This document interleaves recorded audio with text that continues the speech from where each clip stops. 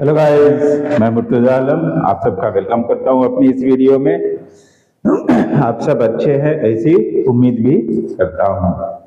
आज हमने टॉपिक लिया है क्लास 8 के हिस्ट्री से। The topic is from trade to territory. किस तरह से ईस्ट इंडिया कंपनी या ब्रिटिशर्स कह लें हमारे यहाँ ट्रेड करने आए और फिर वो धीरे धीरे करके उन्होंने यहाँ अपनी एम्पायर खड़ी कर ली, यहाँ उन्होंने अपना रियासत बसा लिया।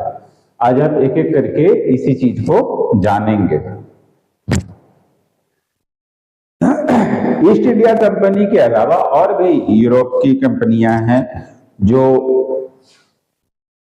ट्रेड में इन्वॉल्व थी, लेकिन ब्रिटेन से सिर्फ ईस्ट इंडिया कंपनी को चार्टर दिया वहां की क्वीन एलिजाबेथ फर्स्ट ने 1600 एडी में कि वो ईस्ट के साथ ट्रेड कर सकते थे। उनकी मोनोपोली चलती इस ट्रेड पे, कोई दूसरा उसमें इंग्लैंड से ब्रिटेन से ट्रेड इस रीजन में ईस्ट साइड में नहीं कर सकता था।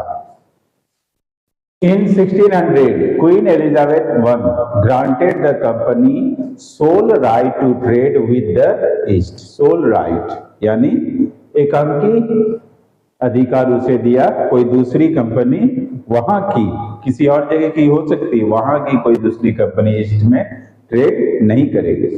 Now East India Company could venture across the oceans looking for new lands to buy goods at lower price and carry them back to Europe to sell at higher price to earn huge profit.